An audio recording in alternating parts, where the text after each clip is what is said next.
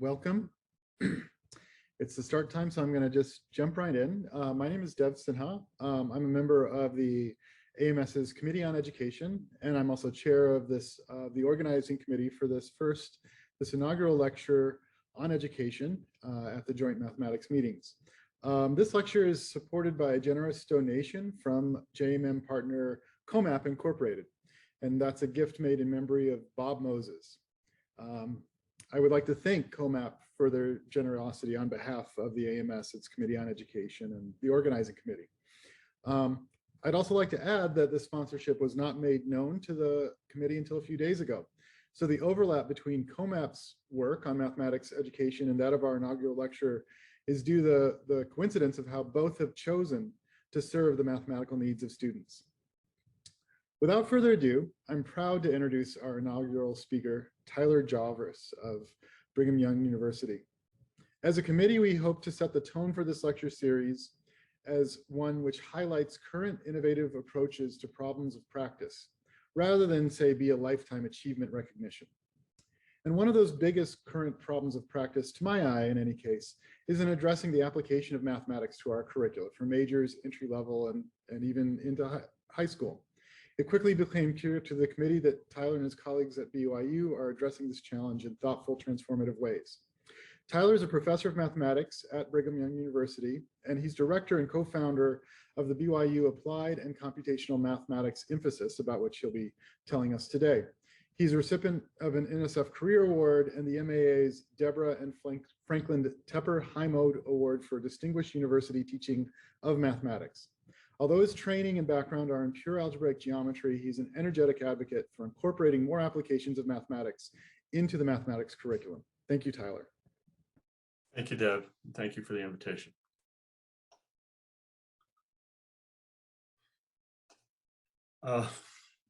Unfortunately, not everyone loves mathematics.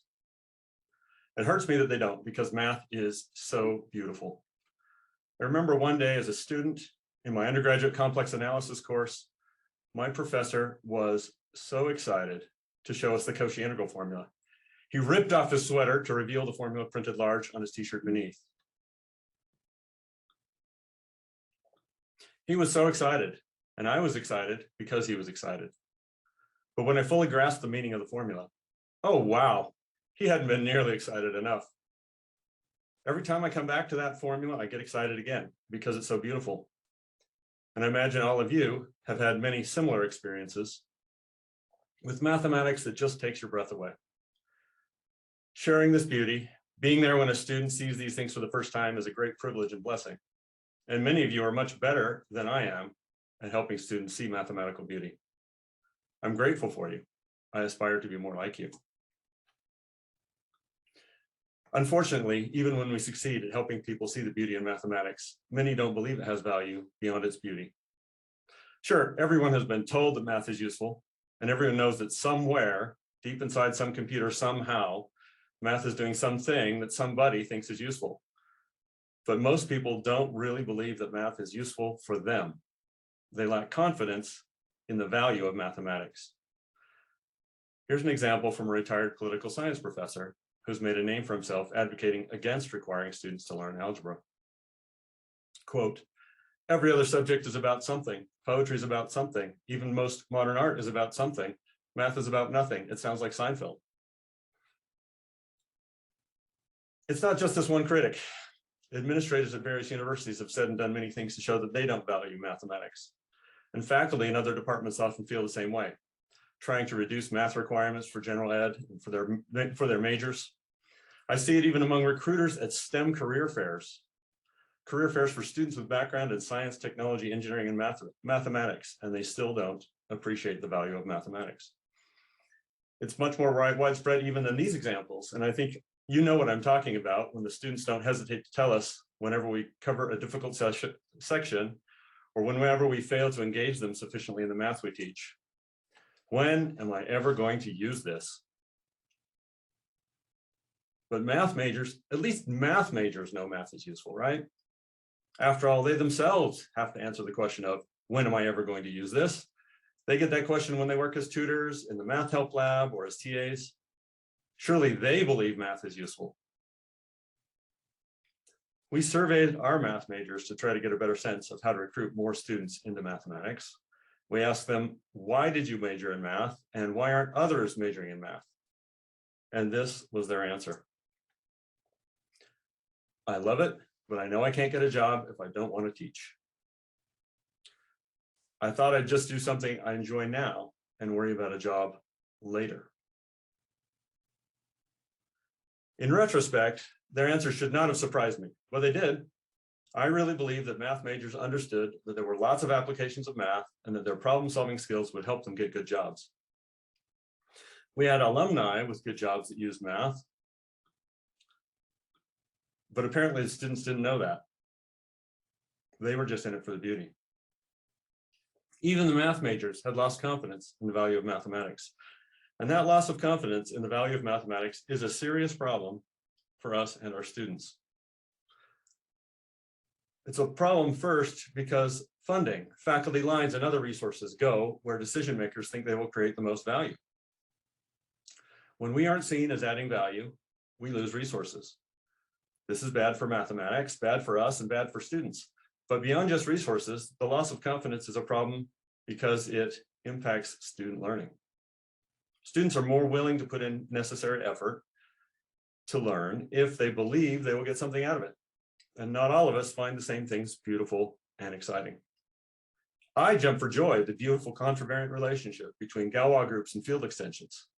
Some of my students also see the beauty, but not all of them do. Despite my best efforts, some just don't get it. And then it gets harder to motivate them to keep working because the payoff was supposed to be some real mathematical beauty. And when the math didn't fulfill that promise for them, how long can I keep saying, trust me, you're going to like this, before they quit? But,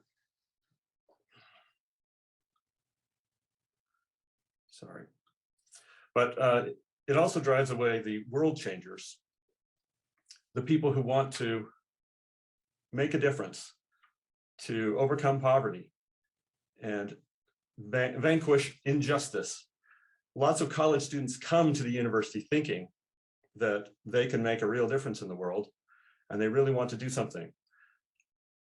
When they see math as just beautiful and not useful, they're driven away. They don't want to do that. And finally, it excludes many.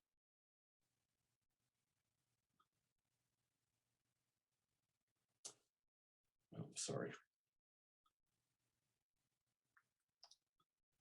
It excludes many students who don't have the resources to indulge themselves in doing only what they like during their college career and ignoring their future career. Those who go to, those who have the financial resources to take a gap year after graduating or go to law school or get an MBA, those students can indulge themselves, but many students find it hard to go to college at all, let alone pay for it. And they can't afford to spend their college time just enjoying the beauty of mathematics. They want to think, and they can't afford to spend their time waiting to think about their career until after college. If math is not useful to them, they can't study it. Sorry. Fortunately, math is useful, even for our undergraduates, and even for those needing careers. At the time of our students, at our survey, our students were getting jobs. Some of those jobs were using math, and we knew lots of mathematicians doing cool math jobs at interesting companies.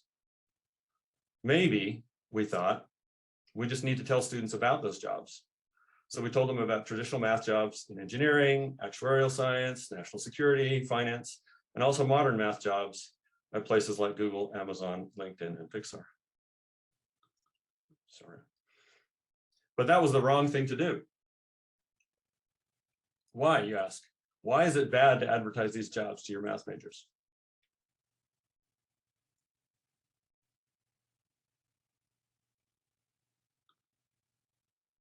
Well, first, it's because students don't believe it. And that's a good outcome of the critical thinking skills we try to teach them in college. But a more important reason that it was the wrong thing to do is that it's not honest. Yes, math majors got those jobs, but not usually because of the math skills we taught them. It was maybe partly because of general problem-solving ability, and critical thinking skills we taught, but much more often because of some computer science course they took on the side. I think it was never because they knew something about unique factorization domains, quadratic reciprocity, or how to invert a 4x4 matrix by hand. So the students were right to be skeptical. When we polled our alumni, they were using math, just not the math we had taught them. And they told us, I wish my major had better prepared me for my job. They've been told all their life that math is valuable, but then the math we taught them was not delivering on that promise, which suggests a better solution. Let's deliver on the promise of mathematical value to our students. I mean specifically that we should teach math that students can actually use and not just in future math classes. And then we should enable them to use it by giving them the necessary skills and tools to really put mathematics to work on real problems that the students truly care about. And once we deliver on the promise that math has value, then we can go and advertise the careers, and then they'll believe us because then it will be true. Now, let me be clear here. I'm not talking about some sort of job training program. A good liberal education in rigorous mathematics is a powerful thing, and we should not give that up. I'm talking instead about integrating mathematics that is actually used in the real world, whether in computing, biology, engineering, physics, economics, or data science, integrating that mathematics into the rigorous mathematical education. What I want to show you today is that it's possible to deliver on that promise that math has value without losing what we love about a traditional liberal education in mathematics. Let me say that again because it's important. It is possible to teach the math that they really can use and enable them to do it without losing what we love and what is important about a traditional liberal education in mathematics. The subject matter is just as beautiful as the math in the traditional curriculum. It can be taught in a way that is at least as rigorous and challenging as the traditional curriculum. And teaching it develops mathematical ability and critical thinking skills as well or better than the traditional major. And more importantly, it opens the doors for more students to enjoy mathematics, to succeed in mathematics, to contribute to mathematics, and to use mathematics to make the world a better place. Let me say something here first about beauty. Some of you, like me, were raised by true believers in the religion of Bourbaki, G.H. Hardy, and Paul Homos. They taught me to be proud of the uselessness and purity of my math, which made me believe, incorrectly, that only pure math was beautiful. This was reinforced in my mind by a bad experience in an undergraduate ODE course. But after 20 years of working exclusively in math with no applications, I finally looked a little closer at applied math, and to my surprise, I found it to be just as beautiful, interesting, rigorous, and challenging as pure math. Hardy and Helmholtz were just playing wrong about applied math. And maybe that doesn't surprise you, but it was eye-opening to me. The first time I saw how the fast Fourier transform could be used to rapidly find a highly accurate Chebyshev polynomial approximation of an arbitrary smooth function, I was in awe. It's a glorious combination of beautiful ideas, and it's fabulously useful to boot. If you haven't seen it yet, you should. Go look it up. It's fantastic. Some other things I find amazing and beautiful are Noether's theorem on symmetries and conservation laws, Thompson sampling as an algorithm to optimize the trade-off between exploration and exploitation in multi-armed bandit problems, Metropolis Hastings for Markov chain Monte Carlo. And anyone who's thought much about applied math at all can give you many more examples of beautiful applied mathematics. Now, the remaining 4 items in my list here are less about the math itself and more about the program and courses in which it is taught. So I'll treat them together. I want to demonstrate today, by example, how a program can deliver on the promise that math has value and do that in a way that is rigorous and challenging, in a way that develops problem-solving skills and critical thinking. To do this, I will tell you about the applied and computational math emphasis at Brigham Young University. There are way too many contributors to this project to list them all here. Here are a few of them. I'm not saying today that you need to do exactly what we're doing in ACME to restore confidence in the value of mathematics. Every school is different and you'll have to make your own way. But I hope that this is a useful proof of concept, an example of what can be done, and I hope it gives you some ideas of things you could try at your own school. And I hope that some of the resources we have developed can be useful to you. Now, the big first question in starting a program like this is, what math should we actually teach? Mathematics played a huge role in many of the scientific and technical triumphs of the last century, especially the math of matter and energy. So much so that in 1997, Vladimir Arnold insisted that math is part of physics. But our alumni and industry contacts tell us that the math they use most is less about traditional applied math, matter and energy, and much more about computation, information, and data. I'll let you decide for yourself whether that's part of physics or not. But it's clear that the mathematics of information and data needs to be a big part of any modern curriculum in applied mathematics. That doesn't mean we abandon traditional applied math, but rather that we expand its scope and focus more on the mathematics of modeling, computation, interdisciplinary design, complex systems, uncertainty and risk, and large data sets. Now, I want to take a moment to emphasize that the ACME program is not a degree in data science. At one point, early in our development, we were briefly tempted to put the words big data into our name, since big data was all the rage at the time, almost as popular then as data science is now. Luckily, we did not do that, and we didn't make the degree just about big data or just about data science. It is a liberal education in the theory and practice of applied and computational mathematics. What we do in the ACME program is very relevant to data science, but it's not just data science. Only about a quarter of our students go into data science careers or data science graduate programs from our degree. And the faculty on our campus that work in machine learning actively recruit ACME students as research assistants, often preferring ACME students over their own students. But our students also go from ACME to careers in many other areas and to graduate school in pure math, applied math, economics, finance, biology, physics, engineering, computer science, and statistics. And they flourish in those programs because they have a deep and rigorous understanding of mathematics. Some of the students initially think they want more training in data science and less education in mathematics, but over time, they come to appreciate the power of the rigorous education in mathematics. I recently received an email from one of our alumni about this. Quote, "I can't emphasize enough how grateful I am that my background is based in math theory rather than just knowing how to plug and play with NumPy and scikit-learn. Thanks for requiring us to learn so much at such a high level, being patient while we complained about it, and encouraging us the whole time." This is typical of the sort of things our alumni say about the program, especially after they've spent a little time in a job or a graduate program. Now, here's some of the primary learning objectives for our program. I'm sorry there's a lot on this slide, but we think all of them are important for our students to learn. So first, as I said before, is the rigorous foundation in mathematics and statistics. So we want students to be prepared for both graduate school and industry. We want them to be effective at modeling and problem solving. We also want them to have strong technical skills in computation and data science. So they need to be able to convert deep mathematical ideas into efficient code. They need to be able to wrangle data effectively, but also analyze data critically. Interdisciplinary work is important for an applied mathematician. They need to be able to apply mathematical tools across multiple quantitative disciplines, identify common mathematical core across various disciplines. And they also need interpersonal skills. They need to learn to work effectively and productively in a team. This is sometimes hard for math majors.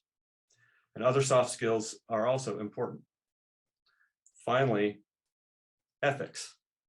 Students need to thoughtfully consider ethical implications of the models, algorithms, and data that they use. Now, here is the main structure of our program for the students. For the first 2 years, it's essentially the same as a regular math major. They do math and programming prerequisites, but then in the junior year, they start a rigorous mathematical core in a lockstep cohort with 2 theory classes and 2 lab classes every semester for 4 semesters. They also do a concentration, which consists of 4 or 5 classes in a student-chosen application. And through that program, they also do several senior projects, and most of them do an internship or some kind of mentored research for a capstone. Now I want to talk about a few main points highlighted here in red. First, the challenging curriculum and rigorous mathematical core is very important to us. I know some schools have been thinking about adding a data science program or an applied math program that is less challenging than the traditional major. That is a mistake for many reasons, including the fact that mathematical tools are powerful, and those who wield them need to understand very well how they work and when and why they don't work. The junior-senior core is a mathematically rigorous curriculum of foundational material, more intense and demanding than our traditional major. And the students have daily homework sets or labs 5 days a week. Here's how one student describes it. The title of the textbooks is very apt. Foundations of Applied Mathematics. The first year especially is very heavy on proofs and theory, but you leave with a deep understanding of so many mathematical tools. Here's the content in a little bit more detail. In the freshman and sophomore years, they do general ed requirements, and essentially the equivalent of a minor in mathematics. So 3 calculus courses, a proofs course, a linear algebra course, an ODE, then also an intro to computer programming and 1 semester of real analysis. And then they're ready to start the junior core, which is 2 year-long sequences the first sequence is in mathematical analysis, both linear and nonlinear. The second sequence is in algorithms, approximation, and optimization. And they also take some of their concentration classes. During the summer, they do an internship, an REU, or mentored research. And then in the senior year, they do a core in modeling with uncertainty in data and modeling with dynamics and control. And the focus there is on modeling rather than models. So the skill of learning to develop mathematical models. And then in the senior core, they also do not just daily homework, but longer semester-long projects. So that's the basic structure. Here are some of the topics covered in the junior sequence. Basic linear algebra, singular value decomposition, but then also metric topology, contraction mappings, integration, complex analysis. And then we use the complex analysis to do resolvents and advanced spectral theory. In the algorithms, approximation, and optimization course, they do first an intro to basic theory of algorithms, graph algorithms, discrete probability, and then some harmonic analysis, Fourier and wavelets. Then approximation with polynomial interpolation, quadrature, unconstrained optimization, convex analysis, again, focusing primarily on optimization, various other forms of optimization, including dynamic optimization, Markov position processes. The senior sequence in modeling, first with uncertainty in data, a strong focus on probability and mathematical statistics, including concentration inequalities and information theory, some Bayesian statistics, including MCMC, ordinary least squares and logistic regression, random forests, support vector machines, hidden Markov models, Kalman filtering and time series, dimension reduction, and deep neural networks. The modeling with dynamics and control covers ODEs, stability, boundary value problems, PDEs, calculus of variations, optimal control, and stochastic control. So for us, there are many benefits of the challenging curriculum. The first is that students learn a lot of mathematics. But another big benefit of the challenging curriculum is that students are attracted to it. They don't want a weak, watered down experience. Now, maybe you don't believe me, but here are 2 excerpts from anonymous student ratings that are sort of typical of the feedback that we received. Quote, I chose ACME because it challenges me. End quote. Another student, the most engaging and exhausting mental challenge of my life. I love it. Another big benefit of the challenging curriculum is that it motivates students to learn to collaborate with classmates. One student says, quote, I never enjoyed working with other students before ACME, but now I prefer it because I realize that I learn material better when I help others to understand it and faster when they help me. Colton further says, the high expectations served as a catalyst for good habits that I would not have tried in their absence. With more to be done than I could accomplish on my own, I embraced working with others The rigor of ACME taught me to learn and gave me the opportunity to respond compassionately towards my peers.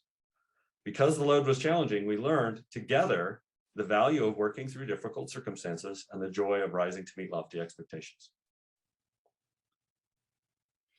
Another benefit of the challenging curriculum, maybe less impressive than what Colton was talking about, but still important to us, is that students learn more rapidly and effectively. Alumni often talk about how the ACME program has made them better learners, able to read about and learn quickly new ideas, algorithms, techniques, and other things that their coworkers struggle with. Here's from a student currently in the senior cohort, says, quote, "Mathematics was always a weakness of mine, and now I'm a lot stronger with it. But most of all, my ability to soak in mass amounts of new information is what has improved most. It all prepped me for being a quick, efficient learner. I've been set up for life, and I'm excited to keep learning." The challenging curriculum also helps build student ability and confidence to solve hard problems. This is from a current student in the junior cohort. "The program has increased my confidence in my problem-solving abilities. This major has been absolutely backbreaking at times, but in the process, my skills have grown exponentially."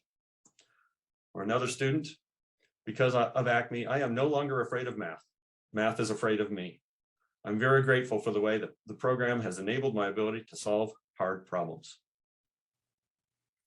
And finally, from an ACME alumna currently working on her PhD at Rice, studying applications of deep learning and medical imaging, quote, "Consistently being challenged by the fast pace of ACME has given me the confidence to apply my deep learning research to imaging physics, something I had no prior background in." And finally, the strong skill set of our graduates means that once someone has hired one ACME student, they usually want to hire more of them. Here's an excerpt from an email I recently received from an employer trying to recruit more ACME majors. Quote, "There are many programs out there which claim to prepare students for data science careers, only to send them into the job market woefully underprepared. The biggest thing I see as someone who's conducted hundreds of interviews over the past few years is that students have knowledge of models and can sometimes talk about how they work in a technical sounding way, but rarely do they understand when and how to apply them. Secondly, they often come with very little preparation in terms of coding abilities, so it all falls apart for them in technical interviews. But ACME students, on the other hand, have passed our technical interviews with flying colors and have shown that they have the ability to solve hard problems," end quote. This, I think, is why the employers keep coming back for more. Now, I don't want to imply that the challenging curriculum is without its problems. One of the difficulties is that students are sometimes intimidated and have a sense of imposter syndrome. A partial solution to that is our cohort model, which I'll talk about shortly. We also put a lot of effort into making sure faculty and TA support and help students feel like they belong and work to overcome that imposter syndrome. And another thing that's important is having objective preparedness measures. If you say to a student, "You're prepared if you did well in your analysis class," then different students have completely different ideas of what it means to have done well in that analysis class. But if we tell them, "If you got a B or better in the analysis class, then you're ready to start our program," that helps clear up a lot of that problem.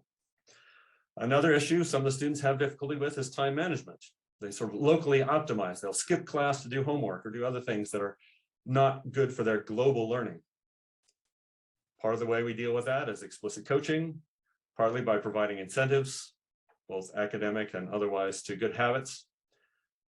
And last, and the next thing is that the students also have less time to play with ideas. One of the things that definitely falls by the wayside when you have a fast or an intense curriculum is time just to fiddle around and explore a lot of stuff. We hope that we're fixing that by having mentored research over the summer and semester-long projects where they spend more time thinking deeply about a few ideas. Finally, some of the students who do really well in the challenging program develop big egos and have been sometimes known to brag and be a little bit too proud of themselves. There again, explicit coaching has been her main way of dealing with that. Now, managing all these things does take work, but it's definitely worth it for all the benefits that it brings to the students. Now, in addition to challenging curriculum, I need to talk to you about the Lockstep cohort. The cohort starts in the fall of the junior year. They have the same courses with the same classmates for 2 hours every single day for the next 2 years. So for 4 total semesters. They study in a common study rooms, and then they often organize social activities. They usually elect the class presidency. Some of the benefits for the Lockstep cohort are academic interconnections. It enables us to take advantage of interconnections between parallel courses. In one course, they learn about orthonormal bases and projections. And then in the other course, they use that to understand Fourier series and discrete Fourier transform. So it makes for more efficient learning. But it also helps them appreciate the things that they learn in one class when those things are used the next day in a different class. The cohort also builds a sense of teamwork and group support. Learning to work together is essential, but hard for most math majors. The cohorts help with that a lot. One year, a cohort entered themselves in the university intramural frisbee competition and won the championship for the entire university. That was partly because of some expert coaching by one member of the cohort, but it also shows how well they learned to work together. The emotional and social support the cohorts give students is powerful. One student who was struggling with some mental health issues suddenly stopped coming to class and ditched his study groups. His peers recognized that he needed help, went to his dorm, banged on his door until he got out of bed, told him to get dressed and come with him so they could all work together on their homework. This was not initiated or even noticed by the faculty until much later. But with the help of his peers, he finished the semester strong, and now he's flourishing in a good graduate program working on his PhD in mathematics. But without the cohort, I don't think he would have even finished the semester. Another student just this week came to consult with me about how to best help a classmate struggling with some personal issues.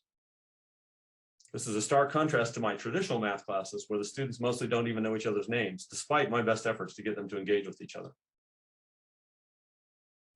Finally, the cohorts build loyal and enthusiastic alumni who stay connected after graduation and generously give time and money to help support the students currently in the program. Of course, there are difficulties that arise with the Lockstep cohort as well, and managing the difficulties takes work, but it's worth it. One of the difficulties is reduced flexibility for faculty. They have to coordinate and make sure that they really do teach orthonormal bases before they teach the Fourier series. That requires frequent coordination and among the faculty. There's reduced flexibility for the students, because if they're in a cohort and then decide that it's not the right fit for them, or they do poorly in a class and need to retake, then that can be difficult for them. And we've tried to provide some easy off-ramps into the traditional major from the ACME major so that they don't lose time in their graduation. Cohort can also be a hurdle for introverts. Not everybody likes being in a big group study room with lots of other students all the time. Explicit coaching helps with that. Faculty also are actively involved in helping the students form study groups and helping them with other things like online collaboration tools. So again, managing these difficulties takes work, but it's worth it because it's a big benefit to the students. So we talked a little bit about the challenging curriculum and cohorts. Now let's look at the labs. Starting fall of the junior year, students do 2 labs per week, one for each of the 2 core theory courses they're taking that semester. So the general approach we take to labs is the students first code up an implementation of the mathematical ideas we're treating. Then they compare their implementation to the industrial version of the code, compare its timing, its memory usage, its accuracy, and other things. And sometimes their implementation is even competitive with the polished industrial version. But finally, they use the mathematical tool to solve an interesting problem. The labs bring a lot of benefits to our program. First, for the students, they learn the theory better. And for the program, it supports classroom learning well. The computer is probably, well, so the best way to learn, we think, is to teach to someone else. And we talked about before about how as the cohort students help each other, they learn better. But the dumbest student is the computer. Trying to teach the computer really helps you understand the material even better than explaining it to your peers. Another benefit is that it improves students' attention to detail. The computer compiler is not very patient with minor punctuation errors. This spills over to more attention to detail in their mathematical homework as well. Maybe more important is that the students are motivated by the applications. It gets them excited about the theoretical things they're learning when they see that they can use it right away on something that they think is fun. It also helps them build coding skill, helps them learn to convert complex ideas into code and learn the industry standard tools.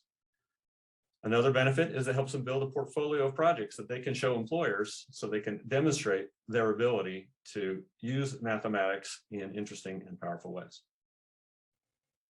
It's important to note that the labs are run by graduate TAs, which means our faculty don't need to learn to code. And finally, the labs really help strengthen the cohorts. Often the students who struggle more with the theory are stronger in coding and vice versa. Having both helps the students learn to appreciate each other more. Those with too much ego in math can gain little humility and appreciation for others when they get help from them with their coding, and vice versa. Here's some examples of some of the mathematical ideas that we explore in the labs.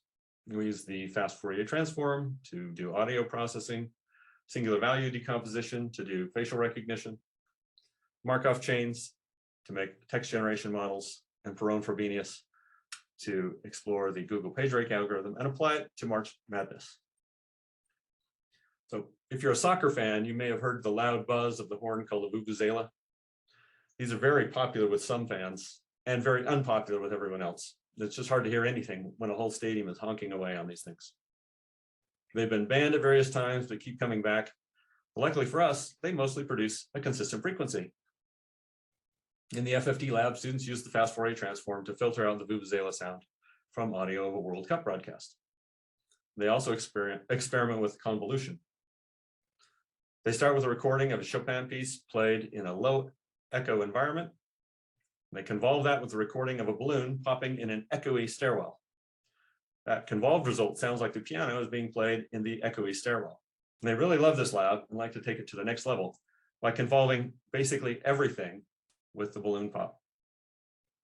Some of you may be familiar with the Trollolololo song. Oh, I think I'm not set to share my sound, but you get the idea. They like to convolve and just experiment with taking everything that they've done and applying it all over the place. Another example is a Markov chain lab, where they treat text as a Markov chain, find the probability of each subsequent word in the text, and use that to generate new text that has a similar feel as the text they trained on. So for example, in this piece of text, the word love is followed by the word is 50% of the time. It's followed by the word does a quarter of the time, and by the word never a quarter of the time. So if you start with some prompt, like the word love, and then randomly choose, according to the probability distribution, the subsequent word, and so forth throughout, you can generate new text. So they like applying this principle to all sorts of data sets, like the Taylor Swift lyrics. And one of them even made a Twitter bot to tweet out the results. Here are a few of the other labs. They calculate the Bacon number, trying to identify how far apart actors are from each other by the movies that they've worked in, which is essentially the same as our Erdős number. Gaussian quadrature, Monte Carlo integration, facial recognition using the singular value decomposition, multi-arm bandits, parallel tools like MPI and OpenMP, epidemic models, hidden Markov models for speech recognition, random forest, Kalman filter, HIV treatment, and color quantization with k-means. Now, as with anything, there are things that need attention in the labs, difficulties here too, but these are manageable. The labs do need regular updating. The various packages and things that we use keep getting updated and then become incompatible with each other. So faculty and TA we have a team that has to track that and make sure that things are appropriately revised. And there are computing hassles. When a new student comes in and is not very experienced with computer, they have difficulty installing packages and dealing with other issues. So we have a boot camp for the new students before they start the junior core, and lots of lab TA support, department support staff. And one valuable tool for us has been Google Colab, which even if things won't install on their computer properly, Colab almost always works the way it's supposed to. So now we come to the concentration.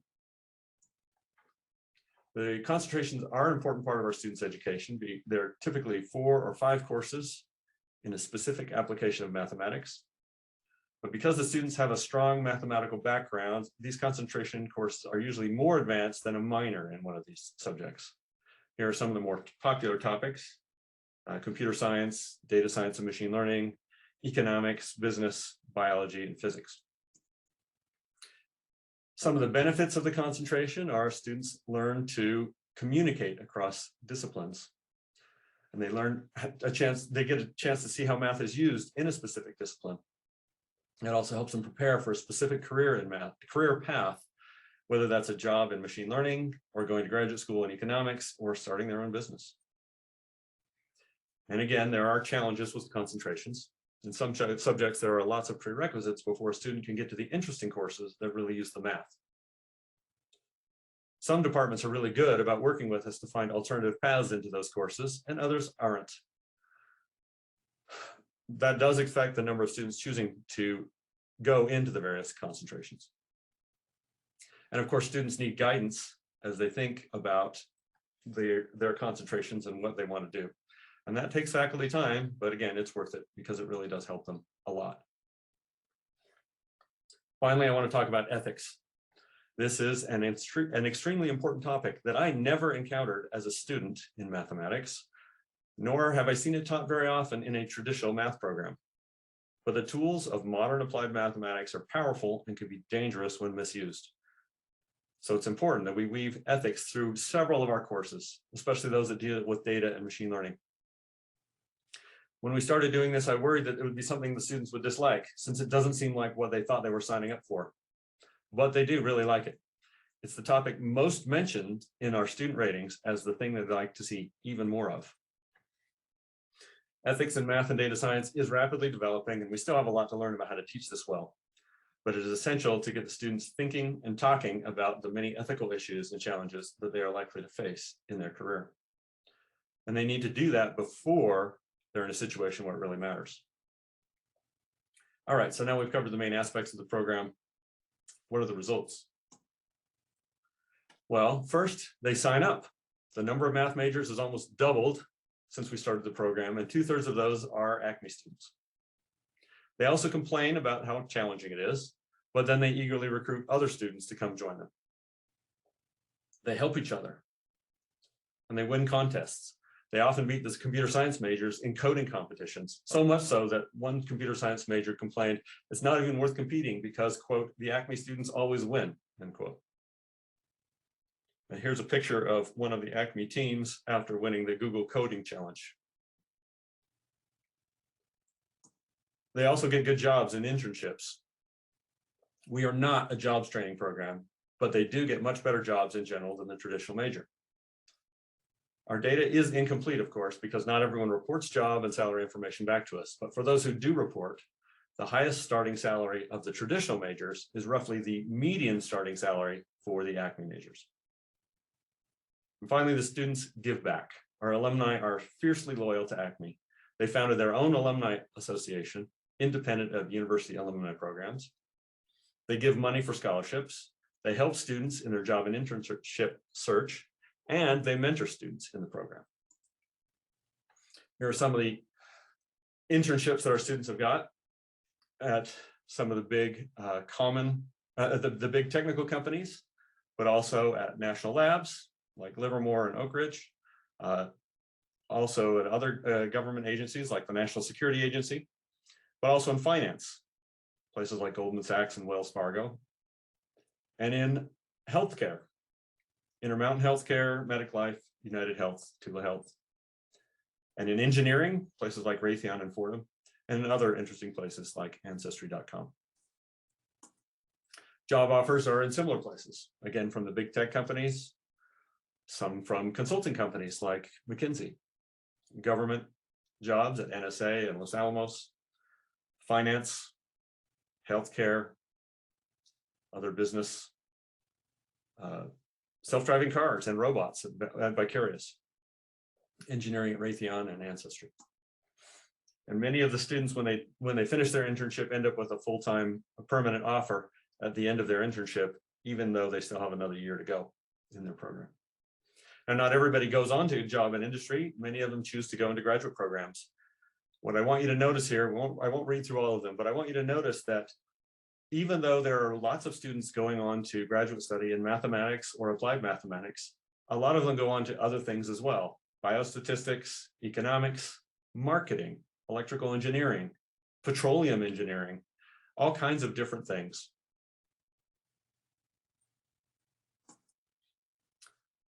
Now, aside from the challenges that I mentioned above with students in the curriculum, we did face some pretty difficult challenges getting our program started at all. One of these was limited resources. Universities are always constrained in number of faculty, limited with TAs, limited with the number of classrooms. One of the ways that we dealt with that was with our cohort model.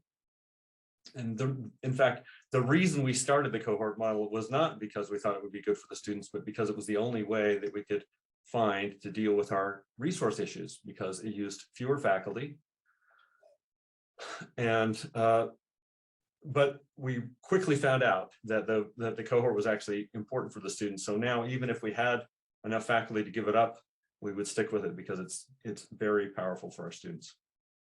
But one thing that's been helpful to us is also the labs can be run by graduate students, so we don't need faculty for that. And the university vice president did give us one faculty line on condition of meeting a growth target. So he gave us a 5-year goal of 25 students graduating per year, and our actual graduation per year at the 5-year goal was 60. So we hit his target, and we've been able to keep that faculty position, and we've had more resources from the dean as the program grew. Another problem was we had no suitable curriculum materials. So being naive, we decided to write our own. This was a lot of work. I don't recommend it, but I hope that some of what we've done will be useful for you, so you don't have to do so much work. You've already seen some aspects of our lab, and here are some of the textbooks. Here's a textbook on mathematical analysis, linear and nonlinear. We have a book on algorithms, approximation, and optimization. One on modeling with data and uncertainty. One on modeling with dynamics and control. SIAM has been very generous and helped us publish these. They did a really great job with it too. They're hardbound, they're printed in color, they're cheaper than a student can photocopy them. And that was important to us, that it be affordable to the students. The last 2 books are still being polished, but we expect that SIAM will publish them for us in the near future. Another problem we had is that faculty didn't know all the material we wanted to teach. Faculty knew some of it, of course, but we had to make sure that the textbooks are suitable for the faculty to learn the material as well as the students. We also use grad students teaching the labs, so the faculty don't need to learn to code. And the faculty who did teach the courses have found that they really love it. Now, some faculty were suspicious of applied math in general. And in fact, when the first draft of the program went to the Department Curriculum Committee for approval, they were unanimously opposed. But eventually they came around to being willing to let us at least try it. So we started on a trial basis and assigned some of those faculty to teach it. Most loved it. And they also loved the fact that it attracts more and better students to math. And that had a spillover effect into more and better students in traditional math and in our graduate programs. And more resources came because of more happier students. Finally, the students didn't know about the program. The first cohort was just 15 students. And the solution is you have to advertise. And if you're an introvert like me, you don't like doing that, but they won't come and they won't know if you don't tell them. So you have to put up posters, video displays, send letters to students who do well in math classes. Here's a typical example. But you also need to tell the employers about your program, because until we did that, they thought our students were the same as the traditional majors that they didn't want to hire before we made our changes. So in summary, I'd like to talk a little bit about, or just review some of the things that I think have been most powerful in making our program successful. So first, the cohort is very powerful. Challenge is invigorating. Coding helps learning. Modeling is important, not just models. And it's important that faculty are fully invested in the student success. And it doesn't hurt that mathematics is both beautiful and useful. And finally, when students see that when what we have to offer them is relevant to them, their goals, their life, their ambitions, then they're willing to trust us when we ask them to do other hard things. And they trust us when we ask them to learn things that they don't immediately recognize as useful, because we've already shown them that the things that we have for them are valuable to them. So that's the ACME program. And as I said before, I don't think our approach is necessarily the perfect fit for every program. You'll have to decide what's best for you and your students. But I hope I've been able to give you some idea of both why and how to implement a program that teaches students the math that they can use and prepares them to actually use it. We can restore confidence in the value of mathematics. And we do that by delivering what we promised, namely useful mathematics and the practical skills to use it. I hope I've been able to convince you that we can do this without losing what we love about the traditional math major. Applied math is beautiful. It can and should be taught in a way that's rigorous and challenging. Teaching it develops important critical thinking skills, as well as communication and interpersonal skills. I ask you to consider how you can use these ideas to open doors for your students, more of your students, to enjoy mathematics, to succeed in mathematics, and to use mathematics to make the world a better place. Deb? Thank you so much, Tyler. So let's all, I'm doing a little clap here. Let me explain to everyone now. We've got some, I want to sort of distinguish two kinds of questions, although these will be on a spectrum or a continuum. There's sort of maybe some clarification questions that the audience might have. And then there might be broader questions. And for some of those broader questions, especially things like, well, how might this work in my department? That sounds great at BYU, but you know, we're different. Sorry, let me start my video. You know, bigger picture things. We actually have assembled a panel to first share some of their experiences, which are a little different, although one of the panelists is actually an ACME alumna. And so some of those broader questions we figured would be helpful to have multiple perspectives for everyone to tap into. So that'll be starting in about 5 minutes. Right now, what I wanted to do is deal with some of the questions that really maybe are a little bit narrower. There was one that came up that I'll pass along already. I think that got answered afterwards, but Tyler, please elaborate. It asks, have you published the labs or otherwise made them widely accessible? Yes, they are published and are accessible. I put links to those in the, I made a handout, which is supposed to be in the JMM handout collection for this talk. I don't know exactly how that's delivered. So those sources are there. I could also put them in the chat, or if you want, I can share the links here. Give me just a sec. Yeah, I encourage you to share, Tyler. And as you do that, let's give another question. Does your cohort model and upper division requirements restrict your student pool to traditional age students? Do you have any broader demographic information on whether you're reaching other underrepresented groups? So this I think straddles both something we can hear about Tyler's program now, but also this would be great fodder for the panel to address how that might look, how this could look for different student populations. Yeah, there are definitely some aspects of the program that Lockstep cohort does make it hard for certain students who need a lot of flexibility to get into the program. And I would love to figure out a better way for us to work around that. And one of the things that we're hoping for is that as the program grows, we'll be able to have a cohort starting in winter semester and not just in fall semester. But for now, that rigidity is a little bit of a challenge. Nevertheless, we do have students, some older students, including students with families, children at home and other things that are still part of the cohort.